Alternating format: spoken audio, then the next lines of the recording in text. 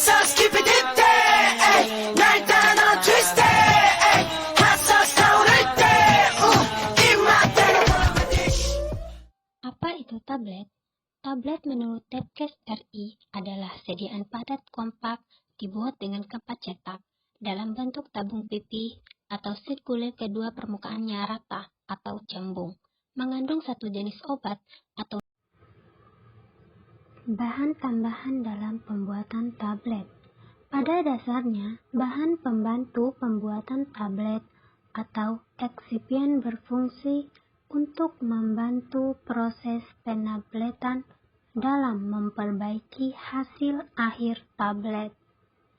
Eksipien harus netral, tidak berbau dan tidak berasa. Jika mungkin tidak berwarna. Adapun bahan tersebut yaitu bahan pengisi, di mana bahan pengisi ini digunakan untuk memperbesar massa tablet yang mengandung zat aktif dalam jumlah sedikit, sehingga menjadi tablet yang cukup besar, agar sesuai dengan berat yang dikehendaki dan dapat dikempa dengan baik. Pada pemilihan bahan pengisi, dipilih bahan yang dapat memperbaiki sifat ikatan antara partikel, penyusun dan sifat air dari komponen. Formulasi serta bahan yang digunakan bersifat netral. Yang kedua ada bahan pengikat. Bahan pengikat diperlukan dalam pembuatan tablet dengan maksud untuk meningkatkan antar partikel serbuk sehingga memberikan kekompakan dan daya tahan tablet.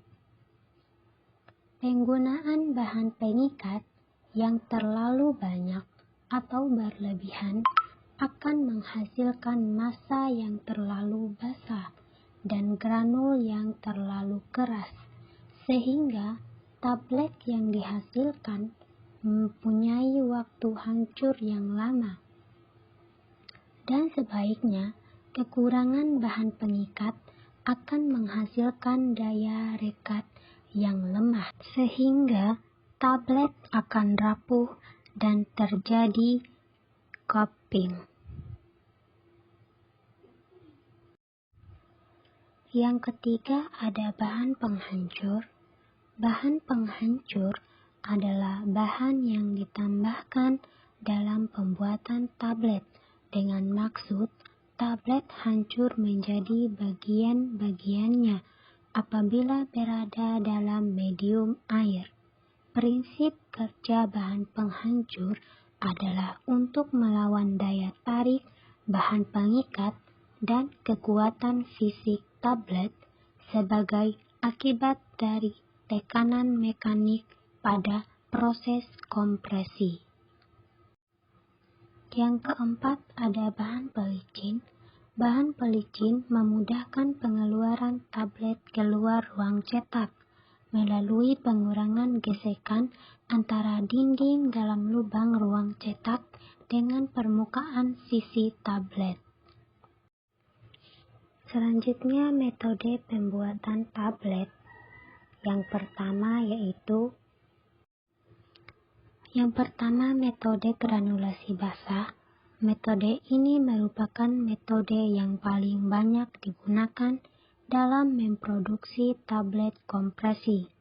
Langkah-langkah yang diperlukan dalam pembuatan tablet dengan metode ini adalah menimbang dan mencampur bahan-bahan, pembuatan granulasi basah, pengayakan adonan lembab menjadi granul, pengeringan, pengayangan kering, pencampuran bahan pelicin, pembuatan tablet dengan kompresi. Kedua, metode granulasi kering. Pada metode ini, granul dibentuk oleh penambahan bahan pengikat kering ke dalam campuran serbuk obat dengan cara memadatkan massa yang jumlahnya besar dari campuran serbuk, dan setelah itu memecahkannya dan menjadi pecahan-pecahan ke dalam granul yang lebih kecil.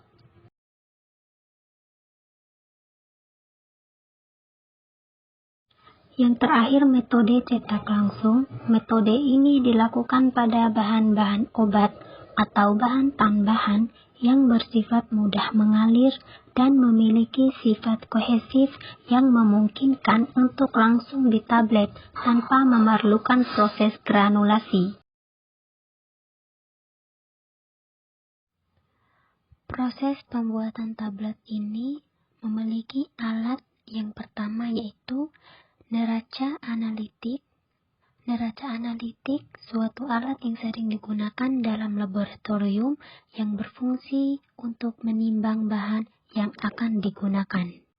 Yang kedua yaitu proses pengayakan, di mana alat yang kedua yaitu feed measure, suatu mesin yang digunakan untuk menghaluskan bahan baku utama menjadi serbuk-serbuk halus untuk memudahkan dilakukannya percampuran.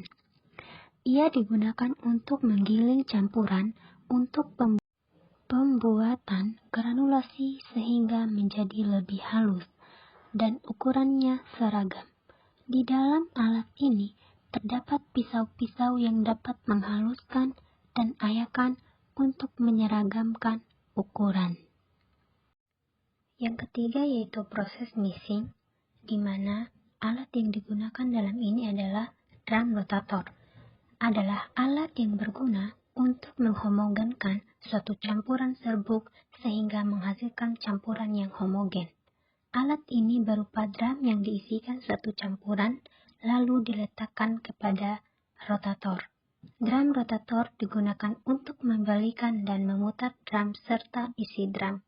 Jenis alat drum ini memiliki gigi cincin dan rotator yang baik dapat menggunakan tenaga listrik maupun hidrolik. Dan adapun yang keempat yaitu granulasi. Komponen mesin granulator memiliki blade rotor dan mesh filter yang memiliki kelebihan sebagai terbentuk granul sehingga luas permukaan meningkat dan proses pengeringan menjadi lebih cepat. Secara granulasi seragam dan lebih sedikit tenda bahan basah dan bahan kering. Kecepatan rotor adalah dengan gerakan 180 langkah per menit, mudah dioperasikan, bersih, nyaman, granulasi inline dan ramah penggunaannya, dan bebas debu dan juga bebas perawatan. Dan adapun kekurangannya yaitu banyak tahap dalam proses produksi yang harus divalidasi, biaya yang cukup tinggi, dan tidak dapat digunakan untuk zat-zat yang tidak tahan terhadap kelembapan dan panas. Selanjutnya ada fluid bird dryer. Prinsip kerja mesin pengering ini adalah untuk menghembusan udara panas oleh kipas peniup atau blower melalui suatu saluran ke atas bak pengering yang menembus hamparan bahan sehingga bahan tersebut dapat bergerak dan memiliki sifat seperti fluida. Proses fluidasi menghasilkan partikel padat di mana setiap partikel yang dikelilingi oleh udara panas, di mana udara panas yang ditransfer sangat tinggi dan seragam. Dan yang keenam, ada compressing tablet Killian Rose. Alat ini berguna untuk mencetak tablet. Cara kerja alat ini adalah dengan memasukkan granul ke tempat pencetakannya dan dikempa oleh gerakan punch atau bawah. Dan yang ketujuh ada proses sorting, di mana alat yang digunakan yaitu Acela Sota. Alat ini berguna sebagai alat penyalutan tablet. Alat ini dilengkapi dengan penyemprot atau sprayer yang dapat menyemprot larutan penyalut ke dalam sorting pan. Dan yang terakhir, gambar ke-8 adalah alat untuk pengemasan tahap akhir dari pembuatan tablet. Metode yang ada pada alat ini menurut Anonim 2007 adalah mengemas dengan 2 lapisan atas atau bawah dan kemudian di seal atau di cut. Pemilihan dari material harus tepat agar tidak ada migrasi dari produk yang keluar. 날 따라 twist it. hot sauce 타오를 때